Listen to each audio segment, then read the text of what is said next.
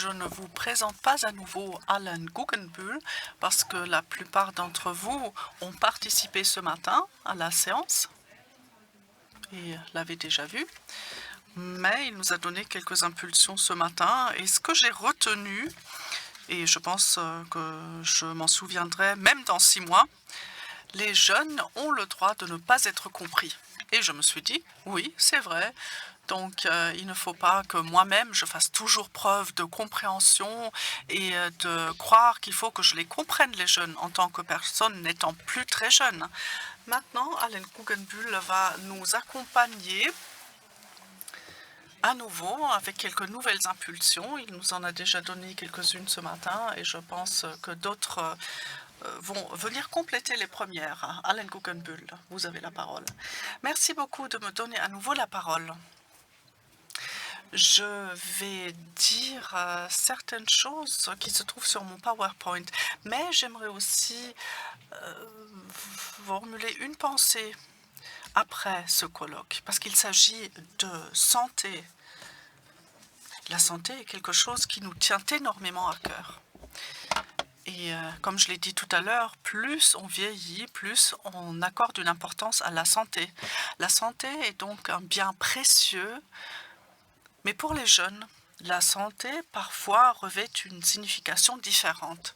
Lorsqu'on est jeune, ce n'est pas un problème que d'être malade. Lorsqu'on est jeune, on se sent bien, on peut aller par-ci et par-là. C'est-à-dire que la conscience de son corps, on l'utilise d'une manière différente.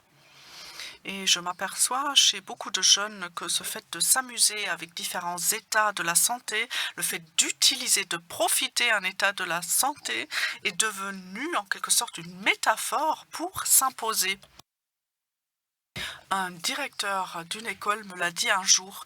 Il a dit, il n'y a pas d'âge où on tombe malade plus souvent que pendant qu'on va à l'école secondaire. Donc lorsqu'on regarde le livre des absentéismes et lorsqu'on se tient devant une classe, m'a-t-il dit, il y a toujours une ou deux élèves par semaine qui sont malades, qui ont mal au ventre ou une migraine.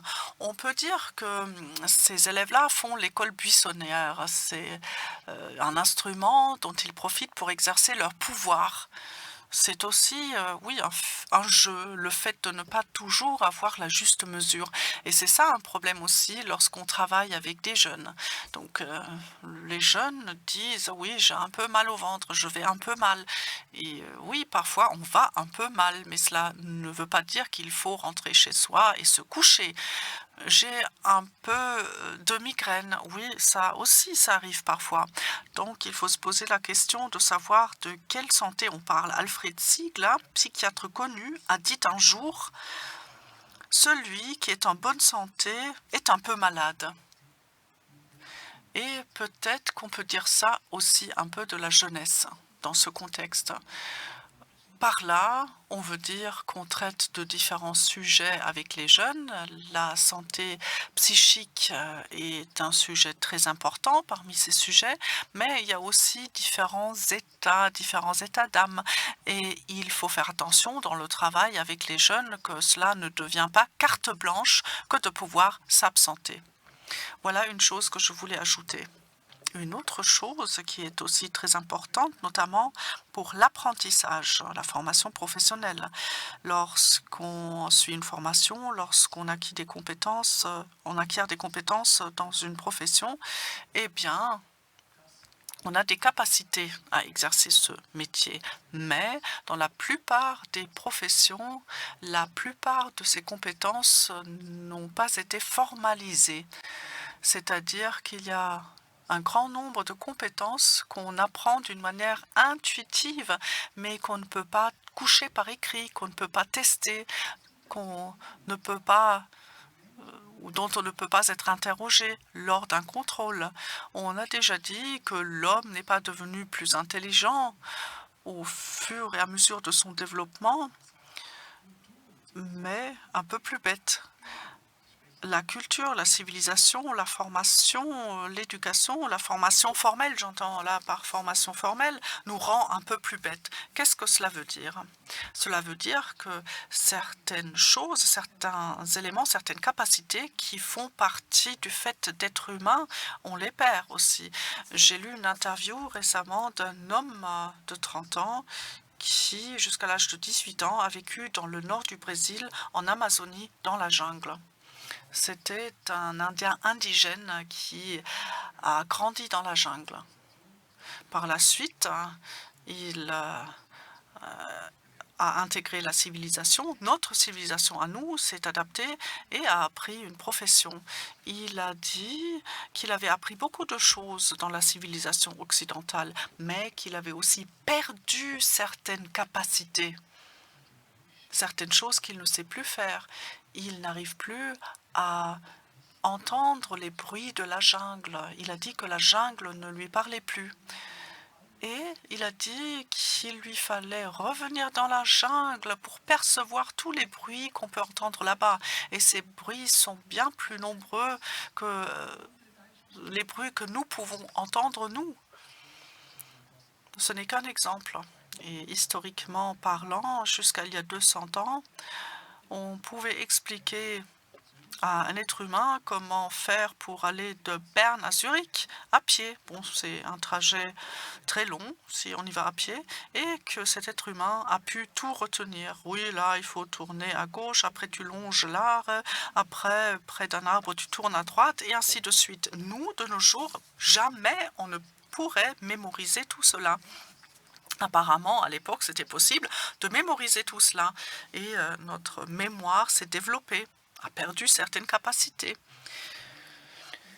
Et lorsqu'on pense aux apprenants, eh bien, l'apprenant, même intuitivement, perçoit certaines choses, apporte des contributions, voit certaines choses qu'on n'a peut-être pas vues en tant que formateur, voit des failles dont le formateur n'est peut-être même pas conscient. Donc, d'un côté, il faut enseigner certaines choses aux jeunes, mais de l'autre, il faut aussi profiter de la chance qu'offre une personne qui est comme une feuille vierge, qui est nouveau dans un métier, parce que cette personne-là peut percevoir des choses qui font partie des connaissances intuitives. Voilà qui me semble être aussi un point important. Donc, je regarde la montre et je vais encore aborder certains points seulement et pas tous ceux qui figurent sur mon slide. Donc, est-ce qu'on est vraiment obligé d'aller travailler le lundi matin? Beaucoup de jeunes créent leur propre monde. Ils ont besoin de cela. Dans la ville de Zurich, par exemple, si à minuit, vous allez à la place Echawisplatz et que vous avez 30 ans, vous faites partie des vieux. Parce que là, on rencontre uniquement des personnes âgées entre 18 et 19 ans. Et c'est eux qui détiennent le pouvoir. Et les tranches d'âge ont moins tendance à se mélanger aujourd'hui que c'était le cas auparavant. Donc les jeunes aujourd'hui sortent assez tard. Ils commencent à sortir à 11 heures et non pas comme le font les vieux qui commencent à sortir à 7 heures. Donc 19 heures et 23 heures. Mais et s'ils sortent, ils sont entre eux. Ils vont à des endroits fréquentés par des jeunes. Et ça concerne plusieurs domaines, et non seulement l'apprentissage. Les générations ont moins tendance à se mélanger. En Écosse, il y a des fêtes qu'on célèbre dans les montagnes. Et lors de ces fêtes, on fait de la musique, on danse. Et parfois, j'ai assisté au fait que des enfants de 6 ans dansaient à côté des grands-mères de 80 ans. Donc il y a un mélange entre les tranches d'âge. Voilà que nous avons perdu un peu au sein de notre société. Et les jeunes grandissent dans une sorte de bulle. Voilà ce qui en est la conséquence. J'ai affaire avec beaucoup de jeunes qui n'ont pas de véritable contact avec des personnes adultes et ignorent tout par rapport à leurs soucis, leurs préoccupations. Et là, je jette à nouveau le pont vers l'apprentissage professionnel. Dans l'apprentissage professionnel, ces jeunes rencontrent des adultes. Ces apprentissages professionnels parfois constituent pour les jeunes une porte d'entrée vers le monde des adultes, un monde qu'ils ne connaissent pas parce qu'ils vivent dans leur propre bulle. Et au sein de cette bulle, les valeurs des pairs jouent un rôle. Et c'est ainsi que se créent des propres valeurs, des propres idées. Et j'en reviens maintenant à ce que j'ai dit tout à l'heure. J'ai affaire régulièrement à des jeunes qui disent oui, les adultes, ils ont bien gentil, mais ils n'ont pas compris que le lundi matin, on ne travaillait pas. Le lundi matin, il est là pour faire la grasse matinée. Les adultes, ils sont fous parce que c'est un droit humain que de pouvoir faire la grasse matinée le lundi matin. Nous, on est vraiment stupéfaits par ce constat, mais ça vient du fait que les jeunes évoluent tellement dans leur propre monde, dans leur propre fuseau horaire, et qu'ils n'ont pas de véritable contact envers le monde des adultes. Voilà un point auquel il faut faire attention. C'est la raison pour laquelle l'apprentissage, la formation professionnelle est vraiment sollicitée parce que c'est un point de contact. Après, il faut dire que les jeunes, très souvent, n'ont pas vraiment confiance en soi. Ils sont un peu timides, ils n'osent pas donner de réponse immédiatement. Mais à un niveau psychologique, ils oscillent entre une surestime de soi et un manque de confiance en soi.